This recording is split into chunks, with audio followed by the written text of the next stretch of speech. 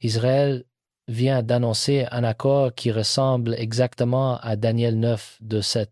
Quelque chose s'est passé à Jérusalem qui fait dire aux observateurs de prophétie du monde entier la même chose. Et nous allons découvrir pourquoi ce qui se passe en ce moment au Moyen-Orient devrait attirer l'attention de chaque croyant. Mais avant de tirer des conclusions hâtives, nous devons comprendre exactement ce qui s'est passé et pourrait être lié à la prophétie. Commençons par l'annonce qui a secoué le monde prophétique.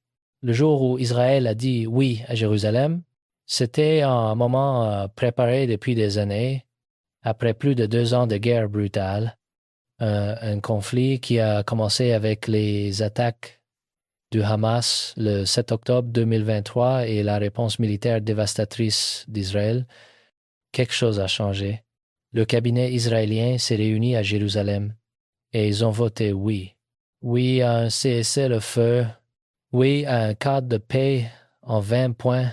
Oui à un accord qui impliquerait non seulement Israël et le Hamas, mais une constellation de joueurs internationaux comme nous n'en avons jamais vu auparavant.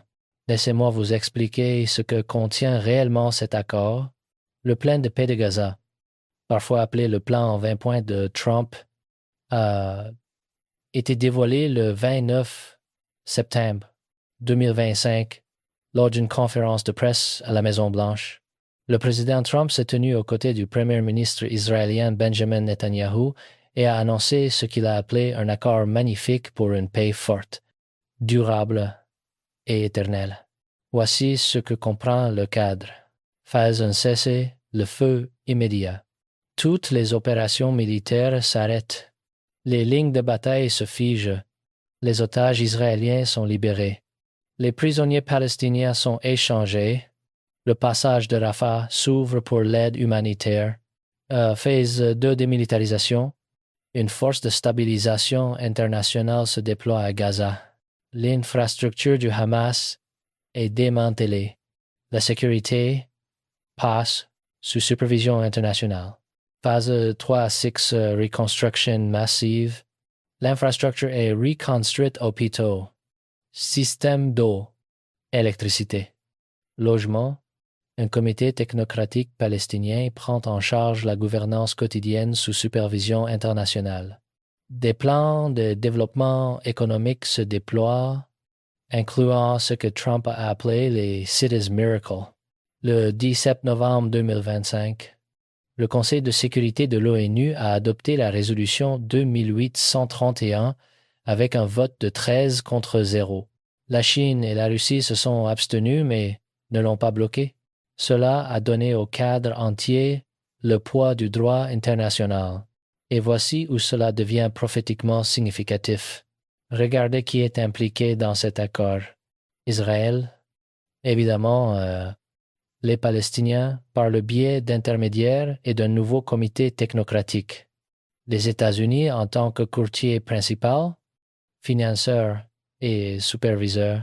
Les Nations unies fournissant l'autorisation légale et les forces de maintien de la paix. Les États arabes, Qatar, Égypte, Turquie, au Bahreïn en tant que médiateur, financeur et contributeur potentiel à la force de stabilisation. Les nations européennes impliquées dans les garanties de sécurité et le financement de la reconstruction, une petite bande de terre appelée Gaza et Soudan, de nombreuses nations sont assises à la même table. De nombreuses nations soutiennent le même cadre. De nombreuses nations investissent dans le même résultat. Cette phrase vous semble familière, elle devrait, car Daniel a utilisé exactement cette phrase il y a 2500 ans. Ce que Daniel a réellement dit, l'alliance avec plusieurs. Allons directement à la prophétie. Daniel chapitre 9 contient l'un des passages prophétiques les plus détaillés et spécifiques de tout l'Ancien Testament. C'est ce qu'on appelle la prophétie des 70 semaines. Et elle décrit le calendrier de Dieu pour Israël depuis l'époque de Daniel jusqu'à la fin de l'ère. Le dernier verset de cette prophétie est le verset 27, et il décrit un accord qui marquera le début des 7 dernières années avant le retour du Christ. Daniel 9, 2, 7. Il fera une solide alliance avec plusieurs pour une semaine, et durant la moitié de la semaine, il fera cesser le sacrifice et l'offrande. Le dévastateur commettra les choses les plus abominables, jusqu'à ce que la ruine et ce qui a été résolu fonde sur le dévastateur. Décomposons cela pièce par pièce. Il fera une solide alliance. Le « il » dans ce verset fait référence à un personnage introduit plus tôt dans la prophétie de Daniel. Un prince qui viendra du peuple, qui a détruit le temple. Les Romains ont détruit le temple en 70 après J. 12. Il s'agit donc d'un dirigeant qui émerge du territoire de l'ancien empire romain, ce que de nombreux érudits identifient comme une puissance européenne ou occidentale ressuscitée. La plupart des enseignants bibliques identifient ce personnage comme l'Antéchrist, le dirigeant mondial final qui dominera les temps de la fin. Remarquez maintenant le mot confirmé. Le mot hébraïque ici est gabar. Il signifie renforcer, rendre fort, prévaloir. Il ne crée pas nécessairement l'alliance à partir de zéro. Il la confirme. Il la renforce. Il la rend contraignante. Cela suggère que l'alliance peut déjà exister sous une certaine forme avant que l'Antéchrist n'y mette son poids. Avec plusieurs, pas seulement avec Israël, pas un accord bilatéral, avec plusieurs partis, plusieurs nations, une coalition pour une semaine dans la prophétie de Daniel. Une semaine représente 7 ans, c'est un accord de 7 ans. Au milieu de la semaine, il fera cesser le sacrifice et l'offrande à mi-chemin. Au bout de 5 ans, ce dirigeant rompt l'alliance. Il arrête les sacrifices. Cela implique que le culte du temple a été restauré à Jérusalem. Les sacrifices se déroulent à nouveau sur le mont du temple. Et ce dirigeant y met fin. Il commettra les choses les plus abominables. C'est l'abomination de la désolation que Jésus lui-même a mentionnée dans Matthieu 24. L'Antéchrist profane le temple. Il se présente comme Dieu. Et à partir de ce moment, la grande tribulation commence. Alors, voici ce que Daniel 9, 2, 7 décrit une alliance, un accord, un traité, un cadre impliquant plusieurs nations, durant 7 ans, centré sur Israël, lié au temple et au culte, confirmé par un personnage politique puissant, rompu à mi-chemin, conduisant à la pire période de l'histoire humaine. Maintenant, comparons cela à ce qu'Israël vient d'approuver, une alliance avec plusieurs. La phrase qui saute aux yeux dans Daniel 9, 2, 7 est avec plusieurs, pas avec une nation, pas un simple accord bilatéral, avec plusieurs. Et quand vous regardez le plan de paix de Gaza, c'est exactement ce que vous voyez. Israël est impliqué, ils l'ont approuvé. Les Palestiniens sont impliqués par le biais d'intermédiaires du Hamas et du nouveau comité technocratique. Les États-Unis sont l'architecte principal. Trump l'a personnellement négocié. Les Nations unies lui ont donné l'autorité légale. La résolution 2831 a été adoptée par le Conseil de sécurité. Les États arabes sont des acteurs centraux. Le Qatar a accueilli les négociations. L'Égypte contrôle la frontière. La Turquie et les EAU contribuent aux forces de stabilisation. Bahreïn et les EAU ont promis 5 milliards de dollars pour la reconstruction. Les nations européennes fournissent des garanties de sécurité. Une force de stabilisation internationale comprendra des troupes de plusieurs pays. Le Conseil de paix inclut des personnalités internationales supervisant la mise en œuvre. Comptez les parties Israël, Palestiniens, États-Unis, Nations unies, Qatar, Égypte, Turquie ou Bahreïn. Nations européennes, gardiens de la paix internationaux. Ce n'est pas un accord bilatéral. C'est une alliance avec plusieurs. Maintenant, Je veux être très clair sur quelque chose. Je ne dis pas que c'est l'alliance de Daniel 9.2.7. Je dis que cela ressemble à l'alliance de Daniel 9.2.7. Je dis que nous n'avons jamais rien vu de tel auparavant. Un cadre multicouche, multinational, autorisé internationalement, centré directement sur Israël et ses ennemis. Pour la première fois dans l'histoire, l'architecture existe pour exactement le type d'accord décrit par Daniel. Et cela vaut la peine d'y prêter attention. Mais Daniel a mentionné autre chose que nous devons examiner, un calendrier. Pour comprendre ce qui se passe maintenant, vous devez comprendre ce qui s'est passé en 2020. Sous le premier mandat du président Trump, Israël a signé des accords de normalisation avec 4 nations arabes, les Émirats arabes unis, Bahreïn, le Soudan et le Maroc. Ce n'étaient pas seulement des traités de paix, c'étaient des cadres complets couvrant le commerce, la sécurité, la technologie, l'énergie et les relations diplomatiques. Pour la première fois depuis la Jordanie en 1994, des nations arabes normalisaient publiquement leurs relations avec Israël, et elles le faisaient sans exiger d'Israël qu'il résolve d'abord la question palestinienne. C'était révolutionnaire. Ces accords portaient un nom, les accords d'Abraham, et ils ont marqué un changement fondamental dans la géopolitique du Moyen-Orient. Les nations sunnites s'alignaient avec Israël contre l'Iran, les routes commerciales s'ouvraient, les investissements affluaient, l'innovation technologique se propageait, mais voici ce que la plupart des gens ont manqué. Les accords d'Abraham n'étaient pas seulement historiques parce qu'ils normalisaient les relations. Ils étaient prophétiquement significatifs parce qu'ils ont créé le cadre d'un accord régional beaucoup plus large, un accord qui pourrait impliquer plusieurs nations, un accord centré sur Israël et ses voisins, un accord qui pourrait apporter ce que le monde appelle la paix et la sécurité. Le président Trump lui-même a déclaré en 2020 que les accords d'Abraham n'étaient que le début. Il a prédit que d'autres nations rejoindraient. Il a laissé entendre que l'Arabie saoudite pourrait être la suivante. Et il a parlé d'un plan de paix global qui résoudrait les principaux conflits de la région.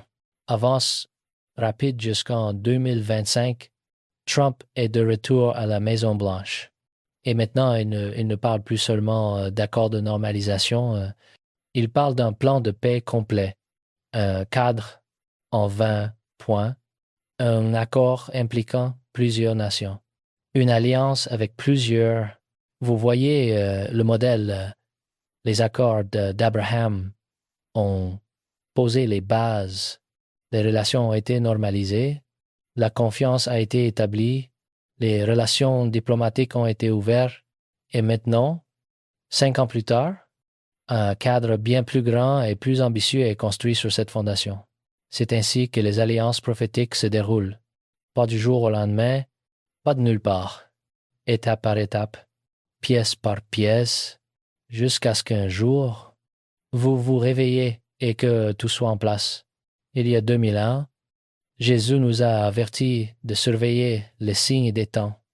Dans Matthieu 24, il a parlé de guerre, de rumeurs de guerre, de nations s'élevant contre des nations. Il a mentionné l'abomination de la désolation dont Daniel a prophétisé. Ces paroles prennent aujourd'hui un sens nouveau alors que nous voyons ces événements s'aligner si précisément avec les prophéties anciennes. Mais il y a plus dans cette histoire que nous devons comprendre. Jésus a dit de même, quand vous verrez toutes ces choses, sachez que le Fils de l'homme est proche. À la porte, ce ne sont pas de simples coïncidences historiques, ce sont des jalons sur un calendrier divin.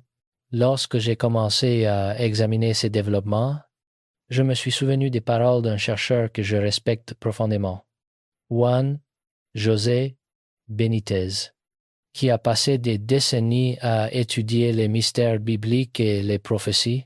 Il a toujours insisté sur l'importance de relier les événements actuels aux textes anciens, de ne jamais ignorer les signes qui nous sont donnés. Le temple doit exister, ou au moins l'autel. Voici quelque chose que la plupart des enseignants prophétiques oublient complètement. Pour que les deux témoins apparaissent et accomplissent leur ministère de 1260 jours décrits dans Apocalypse 11. Certaines choses doivent déjà être en place. Ce ne sont pas des suggestions, ce sont des prérequis bibliques. Le premier est le temple lui-même, ou au moins l'autel du sacrifice. Apocalypse 1:1-2 dit « On me donna un roseau semblable à une verge, en disant Lève-toi et mesure le temple de Dieu, l'autel, et ceux qui y adorent, mais le parvis extérieur du temple, laisse-le en dehors, et ne le mesure pas, car il a été donné aux nations, et elles fouleront aux pieds la ville sainte pendant 42 mois. Remarquez ce que Jean est invité à mesurer le temple de Dieu, l'autel, et ceux qui y adorent. Cela n'est pas symbolique, ce n'est pas métaphorique. Il s'agit d'une structure physique réelle, un temple réel, un autel réel, de vraies personnes adorant. Cela signifie qu'au moment où les deux témoins commencent leur ministère, le culte du temple doit avoir été restauré à Jérusalem. Il doit y avoir un lieu saint. Il doit y avoir un autel. Il doit y avoir des sacrifices. Il doit y avoir des prêtres effectuant les rituels que Dieu a prescrits dans la loi de Moïse. Maintenant, arrêtez-vous et réfléchissez à ce que cela implique. Le dernier temple juif a été détruit par les Romains en 70 après J. Et ainsi, depuis près de 2000 ans, il n'y a pas eu de temple à Jérusalem. Pas de sacrifice, pas de service sacerdotal, pas d'autel fonctionnant selon les lois lévitiques. Et pourtant, Apocalypse 11 suppose qu'au moment où les deux témoins apparaissent, le culte du temple a été restauré. Cela signifie que quelque part entre maintenant et le début de leur ministère, l'une des choses suivantes doit se produire: un troisième temple doit être construit sur le mont du temple, ou au minimum, un autel doit être érigé et les sacrifices doivent reprendre. Pour que cela se produise, quelque chose d'extraordinaire doit changer à Jérusalem. Le mont du temple est actuellement contrôlé par le Waqf islamique. Le dôme du rocher et la mosquée Al-Aqsa occupent le site. Toute tentative de construire un temple juif ou même d'ériger un autel sur le mont du temple déclencherait une crise internationale immédiate. Et pourtant, la Bible dit que cela arrivera. Le temple existera, l'autel fonctionnerait, les sacrifices reprendront. Parce que les deux témoins ne peuvent pas apparaître tant que ces conditions ne sont pas remplies. Maintenant, voici où les choses deviennent vraiment fascinantes. Parce que pour la première fois depuis 70 après J. Dossé, nous voyons des mouvements concrets vers la restauration du culte du temple. Le Temple Institute à Jérusalem a passé des décennies à préparer tout ce qui est nécessaire pour le service du temple. Ils ont recréé les vêtements sacerdotaux selon les spécifications bibliques exactes. Ils ont fabriqué les ustensiles du temple et menorah, les tables à pain de proposition, les autels d'encens, les bols de sacrifice, les trompettes d'argent. Ils ont même identifié et formé des descendants de la lignée sacerdotale aaronique qui seraient éligibles pour servir comme prêtres. Tout est prêt, tout attend. Tout ce qui manque, c'est le lieu et le moment. En 2023, des groupes de militants du temple ont commencé à apporter des matériaux sur le mont du temple pour ce qu'ils appellent des préparatifs. Ils ont introduit des pierres taillées, ils ont mesuré des ondes, ils ont effectué des rituels de purification symbolique. En 2024, un membre de la Knesset israélienne a publiquement appelé à la construction d'une synagogue sur le mont du temple, affirmant que les Juifs avaient le droit d'adorer sur leur site le plus sacré.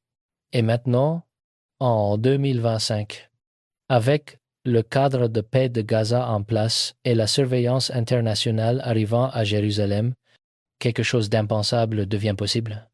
Et si l'accord de paix incluait une disposition permettant le culte juif sur le mont du Temple et si, dans le cadre d'un compromis plus large, un espace était désigné pour un autel juif, et si le monde, dans son désir de paix, acceptait quelque chose qu'il n'aurait jamais accepté auparavant. Je ne spécule pas au hasard. Je suis le modèle biblique. Daniel 9, 2, 7 dit que l'Alliance permettra les sacrifices et les offrandes. Cela signifie que le culte du temple fait partie de l'accord. C'est intégré dans le cadre. Le leader qui confirme l'Alliance autorise ou facilite la restauration du culte du temple et à mi-chemin, il le trahit. Il arrête les sacrifices. Il profane le temple. Il commet l'abomination de la désolation, mais cela signifie que les sacrifices doivent d'abord être autorisés. Le temple ou l'autel doit d'abord être établi, et c'est précisément ce que nous voyons se mettre en place. Le premier prérequis pour les 2 témoins est que le temple existe, ou au moins l'autel. Et pour la première fois en 2000 ans, cela n'est plus impossible. C'est improbable. Controverse. Explosif, mais plus impossible. Les pièces se mettent en place, les conversations se déroulent, les préparatifs se font, et quand cela arrivera, quand les sacrifices reprendront sur le mont du temple, que ce soit dans un temple complet ou sur un simple autel extérieur, le compte à rebours prophétique commencera officiellement. Jérusalem doit être sous surveillance des gentils pendant 42 mois. La deuxième condition est juste là, dans le même passage. Regardez à nouveau Apocalypse. Un heure. Dieu met le parvis extérieur du temple. Laisse-le en dehors. Et ne le mesure pas, car il a été donné aux nations. Et elles fouleront aux pieds la ville sainte pendant 42 mois. Le parvis extérieur est donné aux gentils. La ville sainte, Jérusalem, est foulée aux pieds par les nations pendant 42 mois. Maintenant, remarquez quelque chose de crucial. 42 mois égale 1260 jours, exactement la même durée que le ministère des 2 témoins. Apocalypse 1 en 3, je donnerai à mes 2 témoins le pouvoir de prophétiser, revêtus de sacs, pendant 1260 jours. Même période, même durée. Cela signifie que le piétinement de Jérusalem par les gentils et le ministère des 2 témoins se produisent simultanément. Ce sont des événements simultanés, ce qui signifie que la surveillance des gentils de Jérusalem doit commencer avant ou au même moment où les 2 témoins apparaissent. L'autorité internationale sur Jérusalem est un prérequis, mais que signifie fouler aux pieds? Ce n'est pas seulement des touristes en visite. Ce n'est pas seulement des journalistes étrangers faisant des reportages. Ce n'est pas seulement des diplomates négociants. Le mot grec pour fouler aux pieds suggère la domination, le contrôle, l'autorité. Il s'agit d'une juridiction légale et militaire sur la ville sainte par des puissances gentilles. Pendant la majeure partie de l'histoire, cela semblait un scénario impossible. Israël contrôle Jérusalem depuis 1967. Le gouvernement israélien ne céderait jamais volontairement la souveraineté sur sa capitale, en particulier la vieille ville et le mont du Temple. Et pourtant, en 2025, l'autorité des gentils sur Jérusalem, regardez ce qui s'est passé ces derniers mois. Le 17 novembre 2025, la résolution 2831 du Conseil de sécurité de l'ONU a été adoptée. Cette résolution autorise quelque chose de sans précédent, une force de stabilisation internationale multinationale avec juridiction à l'intérieur de Jérusalem-Est et de la vieille ville. Pas des gardiens de la paix stationnés aux frontières. Pas des observateurs surveillants à distance. De véritables troupes étrangères avec autorité légale à l'intérieur de Jérusalem, même pour la coordination de la sécurité. Des soldats étrangers d'au moins 7 nations doivent commencer leur déploiement progressif début 2026, mais ce n'est pas tout. Le Conseil de paix de l'UE et de l'ONU établi dans le cadre du plan de paix de Gaza, a maintenant un droit de veto sur certaines décisions de sécurité israélienne à Jérusalem. Des organismes internationaux ont une contribution légale dans ce qui se passe dans la ville sainte. C'est du droit international documenté, adopté par le Conseil de sécurité, accepté par les parties impliquées, prévu pour la mise en œuvre. Pensez à ce que cela signifie prophétiquement. Pour la première fois depuis les croisades, depuis que les armées européennes médiévales ont occupé Jérusalem au nom de la chrétienté, des bottes gentilles sont légalement stationnées dans la ville sainte sous mandat international. Troupes étrangères, autorités internationales, juridictions légales. L'infrastructure pour le piétinement est en train d'être établie en ce moment. Et voici ce qui est vraiment remarquable. L'accord de paix de Gaza a un calendrier. Phase 1, cessez-le-feu immédiat. Phase 2, démilitarisation et déploiement de la force internationale. Phase 3, assise, reconstruction et développement. S'étalant sur plusieurs années. Combien d'années? Les documents officiels suggèrent un cadre de 5 à 7 ans pour la mise en œuvre complète. Mais la présence de sécurité internationale, la force de stabilisation, la juridiction sur Jérusalem-Est, tout cela commence bien plus tôt. Le déploiement initial est prévu pour début 2026, la pleine capacité opérationnelle d'ici fin 2026 ou début 2027, ce qui signifie que d'ici 2027, nous pourrions avoir une présence militaire gentille, complètement déployée, avec autorité légale, sur des parties de Jérusalem. 42 mois à partir de ce point nous amènent à 2030. 260 jours de surveillance gentille. Exactement le délai prophétique décrit dans Apocalypse 11. Je ne fixe pas de date. Je ne prédis pas que les deux témoins apparaîtront en 2027 ou 2030, mais je dis ceci, le deuxième prérequis pour leur apparition se met en place en ce moment. L'autorité gentille sur Jérusalem n'est plus théorique. Ce n'est plus spéculatif. C'est du droit international documenté avec des dates de déploiement programmées. Pour la première fois en 2001, les conditions prophétiques décrites dans Apocalypse 1.2 existent réellement. Les nations foulent aux pieds Jérusalem, pas par conquête, pas par guerre, mais par accord international, par cadre de paix, par consensus légal. C'est exactement ainsi que Daniel 9, 2, 7 dit que cela se produira, une alliance avec plusieurs, un accord impliquant Israël et les nations, un cadre qui apporte ce que le monde appelle la paix et la sécurité. Et maintenant, ce cadre inclut quelque chose que personne n'aurait pu prédire il y a 10 ans, une présence militaire internationale légale à Jérusalem, une force de stabilisation gentille avec juridiction dans la ville sainte, l'infrastructure prophétique pour Apocalypse 1.2, le premier prérequis est en cours, le temple ou l'autel étant préparé. Le deuxième prérequis est confirmé, l'autorité gentille étant établie. Il reste un troisième élément critique que nous devons examiner. L'alliance doit être confirmée. C'est le troisième prérequis. Et c'est celui que la plupart des gens négligent complètement. Parce que Daniel 9, 2, 7 ne dit pas simplement qu'une alliance sera faite. Il dit qu'elle sera confirmée.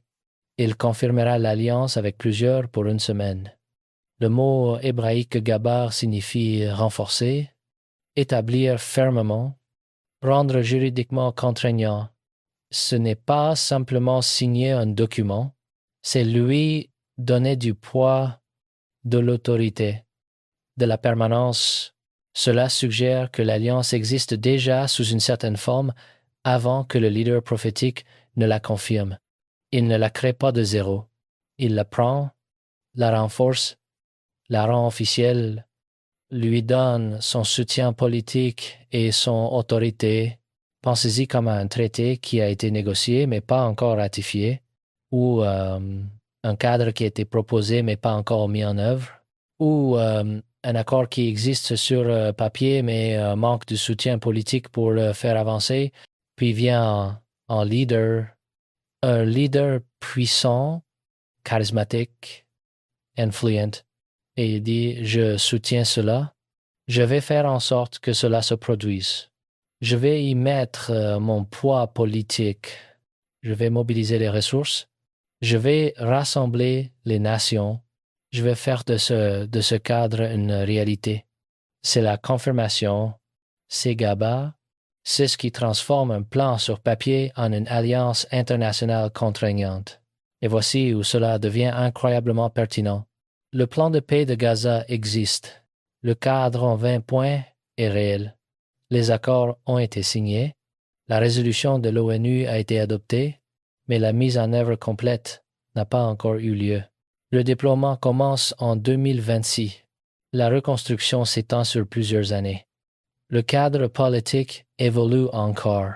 Ce n'est pas une alliance complète et opérationnelle, c'est un processus, un cadre en développement, un accord qui gagne en force et en autorité au fil du temps. Cela signifie qu'il y a de la place pour que quelqu'un vienne et le confirme. Pour qu'un leader émerge et dise « c'est l'accord », c'est le plan, c'est la voie vers la paix. Et quand ce leader apparaît, quand il met son poids politique complet derrière le cadre, quand il rassemble les nations et fait de l'accord une réalité contraignante, alors le compte à rebours commence officiellement. Daniel 9, 12-7 décrit une période de 7 ans. 7 ans à partir du moment où l'alliance est confirmée. À mi-chemin, au bout de 5 ans, elle est rompue. Les sacrifices cessent. L'abomination de la désolation se produit. La grande tribulation commence. Mais ces 7 ans ne commencent pas avec le plan de paix de Gaza. Ils commencent lorsque quelqu'un le confirme, lorsqu'un leader le renforce, lorsqu'il devient l'accord contraignant, opérationnel et pleinement mis en œuvre qui définit les relations entre Israël et les nations. Cela pourrait se produire demain. Cela pourrait se produire dans 1 an. Cela pourrait se produire dans 5 ans. Nous ne le savons pas. Mais voici ce que nous savons, le cadre existe. L'accord est sur la table. Les nations sont alignées. L'infrastructure prophétique est en place. Tout ce qui manque, c'est la confirmation. Tout ce qui manque, c'est le leader. Tout ce qui manque.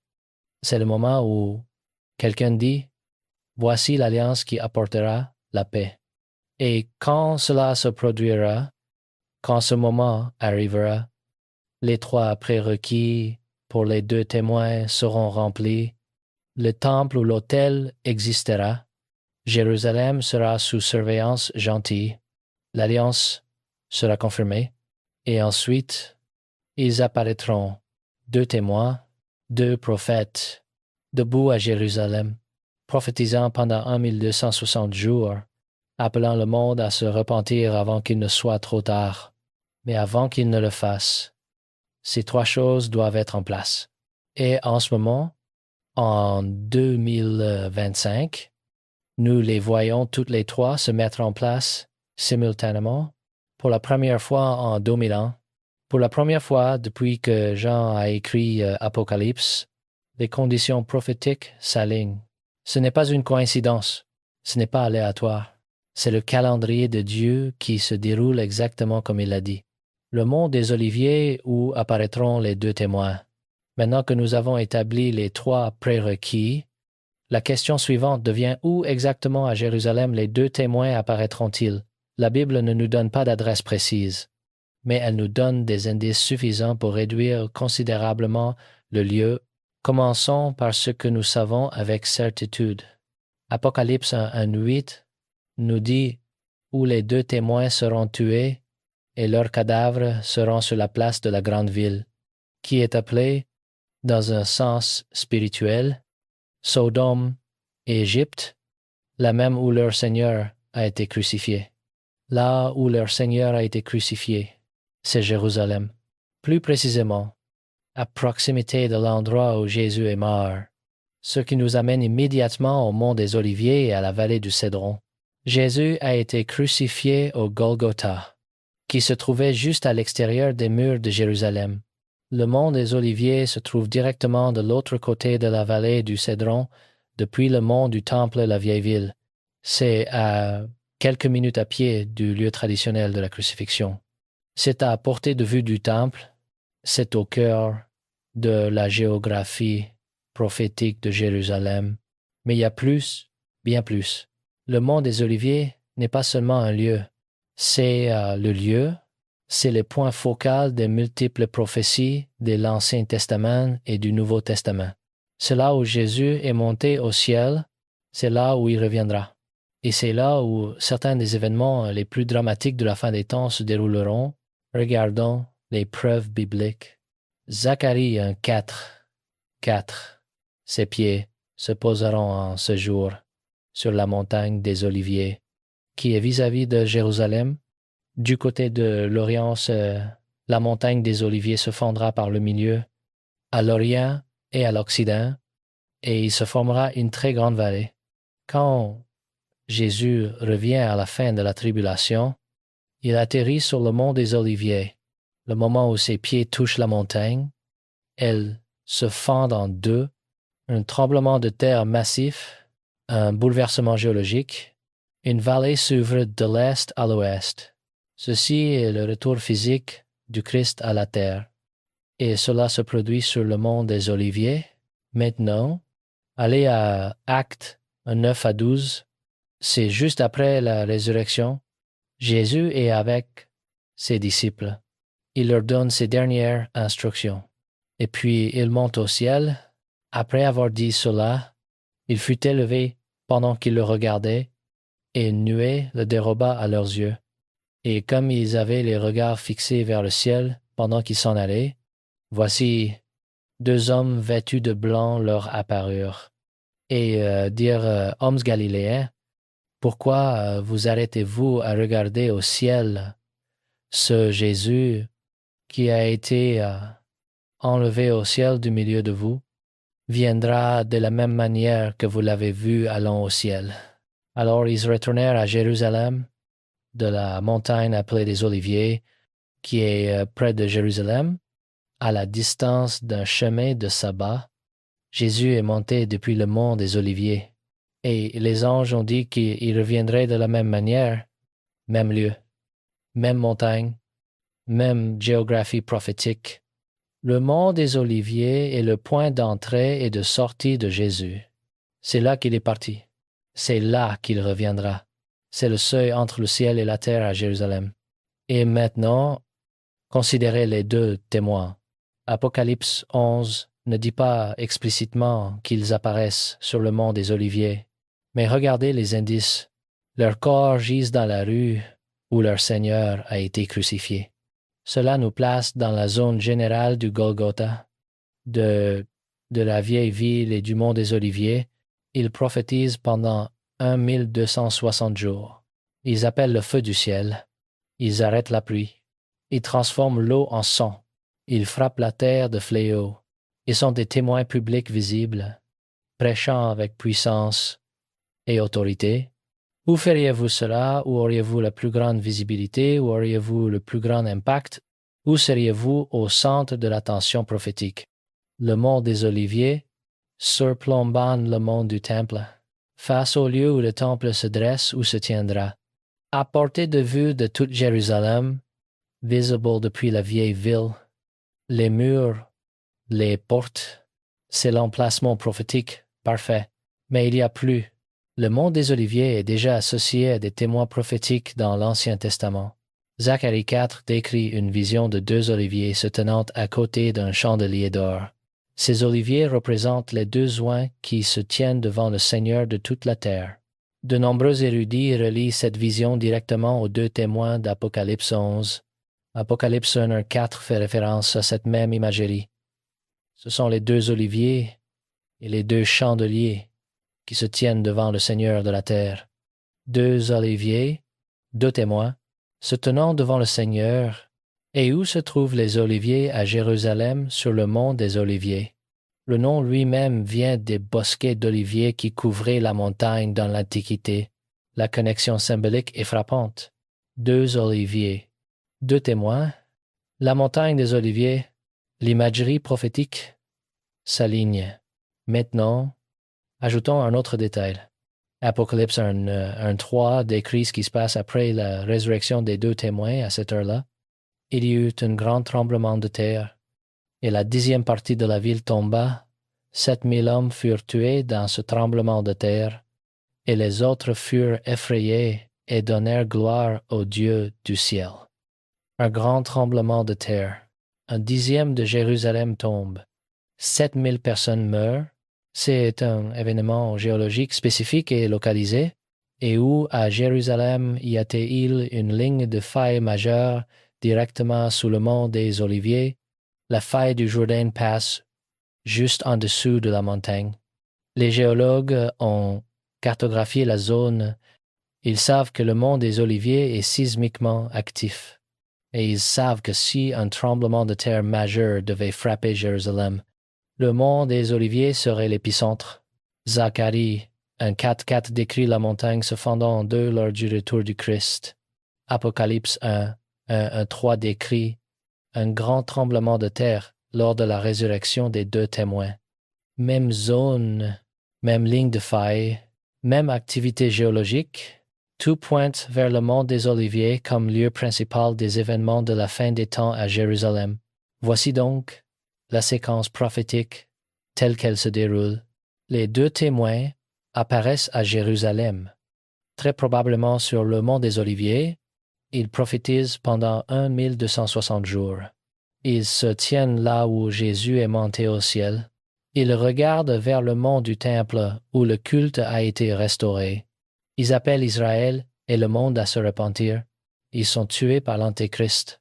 Leurs corps gisent dans la rue. Le monde entier regarde. Pendant 3 jours et demi, leur corps reste là, dans la zone générale où Jésus a été crucifié, près du mont des Oliviers, puis ils ressuscitent. Ils se tiennent debout, le monde les regarde en direct, et à ce moment-là, un grand tremblement de terre frappe, l'épicentre, le mont des Oliviers, un 10e de Jérusalem tombe, 7000 personnes meurent. Les restes donnent gloire à Dieu. Et plus tard, à la fin de la tribulation, Jésus lui-même revient. Où atterrit-il le mont des Oliviers? Le moment où ses pieds touchent la montagne et se fendent en deux, tout est centré sur cette montagne. Tout converge vers ce lieu. L'ascension de Jésus, le retour de Jésus, le ministère des 2 témoins, leur mort, leur résurrection, le tremblement de terre, la fenêtre prophétique de la fin des temps. Le mont des Oliviers n'est pas seulement un lieu géographique. C'est le seuil entre le ciel et la terre.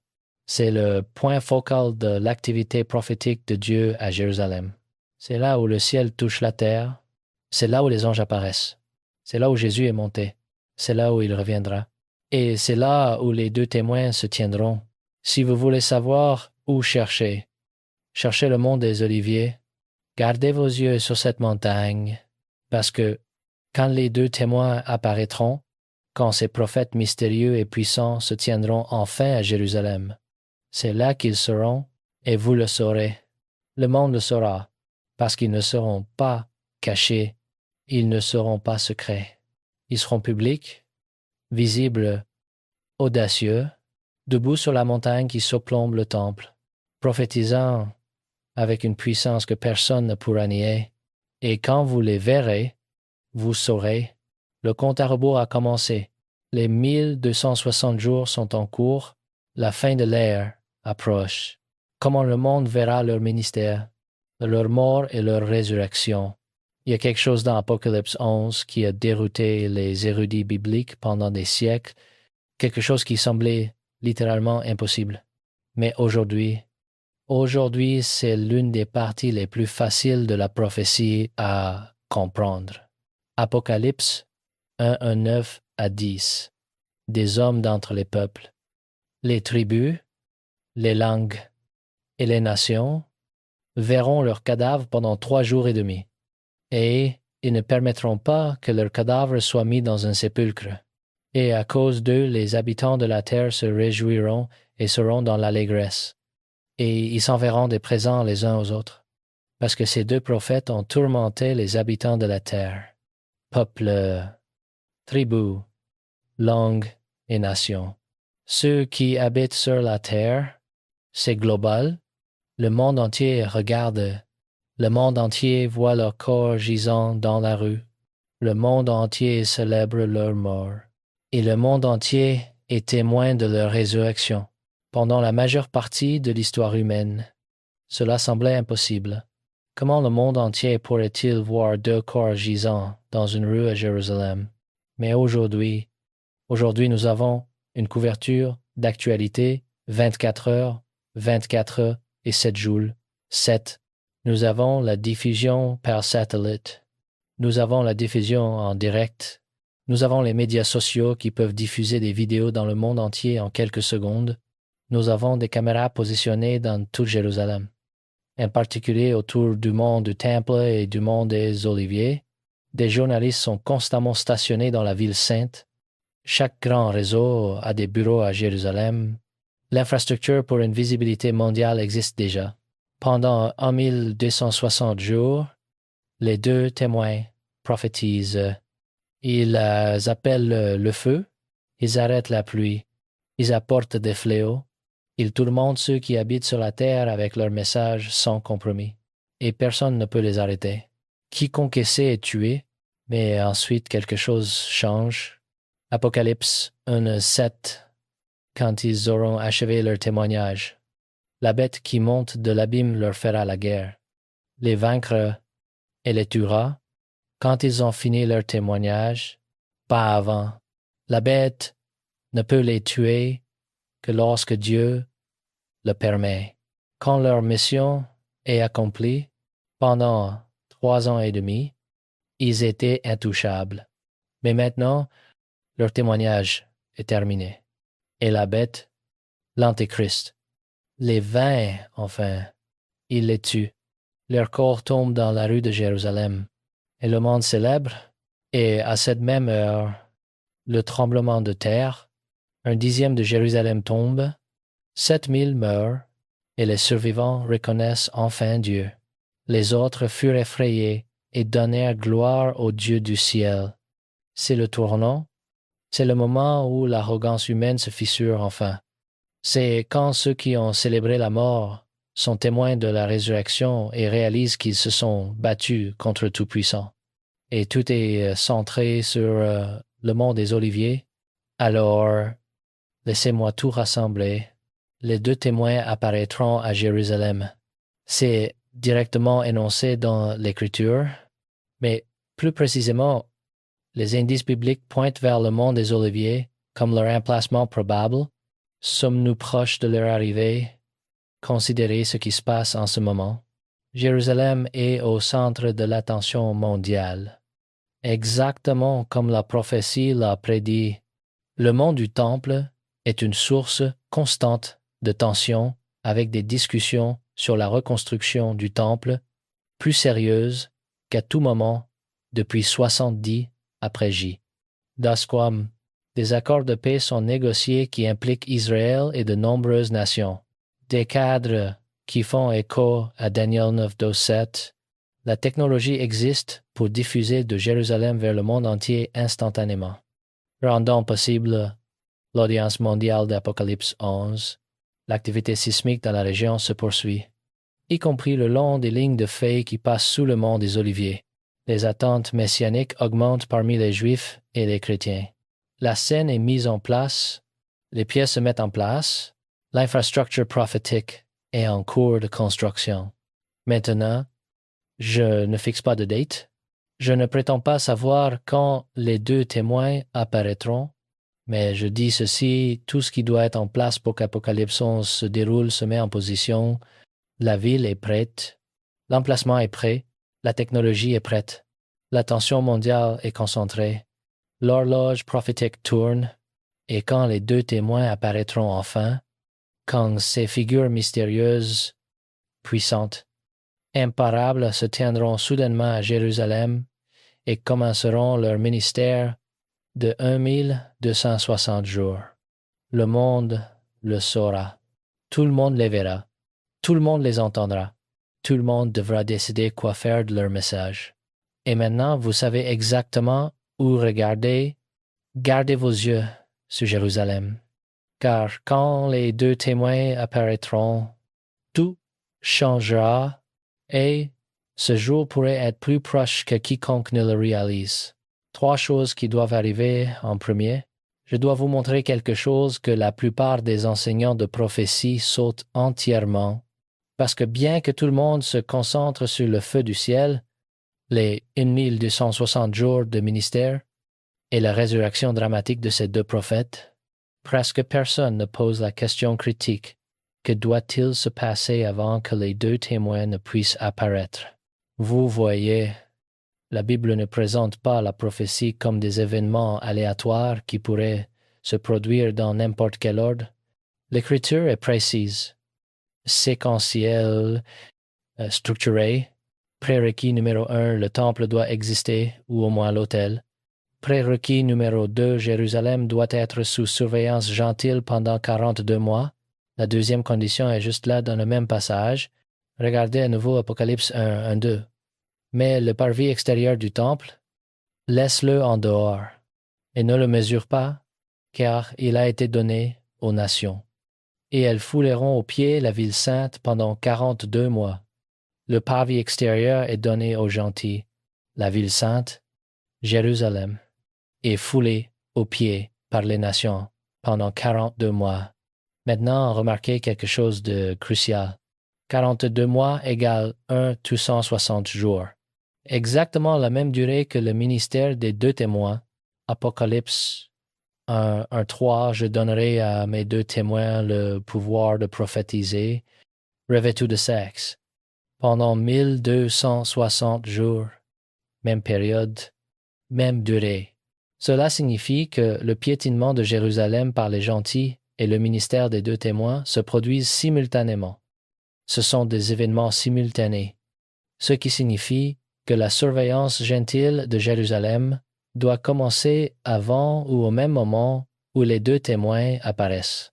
L'autorité internationale sur Jérusalem est un prérequis, mais que signifie fouler aux pieds, ce n'est pas seulement des touristes en visite, ce n'est pas seulement des journalistes étrangers faisant des reportages, ce n'est pas seulement des diplomates négociants.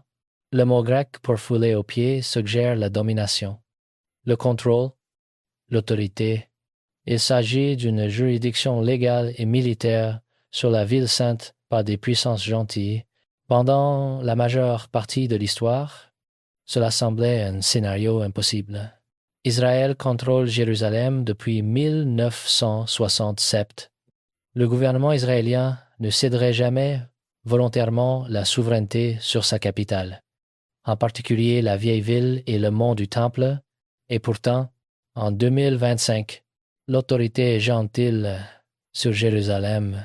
Regardez ce qui s'est passé ces derniers mois. Le 17 novembre 2025, la résolution 2831 du Conseil de sécurité de l'ONU a été adoptée. Cette résolution autorise quelque chose de sans précédent, une force de stabilisation internationale multinationale avec juridiction à l'intérieur de Jérusalem-Est et de la vieille ville. Pas des gardiens de la paix stationnés aux frontières, pas des observateurs surveillant à distance, de véritables troupes étrangères avec autorité légale à l'intérieur de Jérusalem, même pour la coordination de la sécurité. Des soldats étrangers d'au moins 7 nations doivent commencer leur déploiement progressif début 2026. Mais ce n'est pas tout. Le Conseil de paix de l'UE et de l'ONU, établi dans le cadre du plan de paix de Gaza plus large, a maintenant un droit de veto sur certaines décisions de sécurité israéliennes à Jérusalem. Des organismes internationaux ont une contribution légale dans ce qui se passe dans la ville sainte. C'est du droit international documenté, adopté par le Conseil de sécurité, accepté par les parties impliquées, prévu pour la mise en œuvre. Pensez à ce que cela signifie prophétiquement.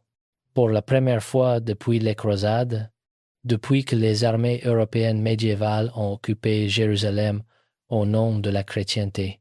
Des bots gentils sont légalement stationnés dans la ville sainte sous mandat international. Troupes étrangères, autorité internationale. Juridiction légale, l'infrastructure pour le piétinement est en train d'être établie en ce moment. Face à ce qui vient, nous devons nous rappeler les paroles que Jésus nous a laissées dans Jean 8, 3, 2. Vous connaîtrez la vérité, et la vérité vous affranchira. Dans ces temps de confusion et d'incertitude, c'est notre ancre. La vérité de ce qui se déroule devant nos yeux nous libère de la peur et nous donne la clarté pour agir. C'est pourquoi je vous encourage à, premièrement, rester vigilants. Surveillez Jérusalem. Suivez les développements au Moyen-Orient. Ne détournez pas le regard de ce qui se passe. Les signes sont là pour ceux qui ont des yeux pour voir. Deuxièmement, étudiez les Écritures. Relisez Daniel 9, Apocalypse 11, Zacharie 14. Comprenez les prophéties pour vous-même. Ne comptez pas seulement sur ce que les autres vous disent. Vérifiez tout par rapport à la parole de Dieu. Troisièmement, partagez cette information. Trop de croyants sont endormis. Ils ne réalisent pas à quel point nous sommes proches. Réveillez-les, partagez ce que vous avez appris. Aidez-les à comprendre les temps dans lesquels nous vivons. Quatrièmement, préparez votre cœur. Si ces événements se déroulent réellement, si nous sommes vraiment dans les derniers jours, alors votre relation avec Dieu est plus importante que jamais. Marchez près de lui. Priez, cherchez sa face, soyez prêts. Cinquièmement, vivez sans peur. Oui, des jours difficiles arrivent, oui. La tribulation sera terrible. Mais pour ceux qui connaissent Christ, pour ceux qui font confiance à Dieu, il n'y a aucune raison d'avoir peur. Notre espoir n'est pas dans les gouvernements humains ou les accords de paix. Notre espoir est dans le Seigneur qui revient. Les pièces se mettent en place. L'horloge tourne.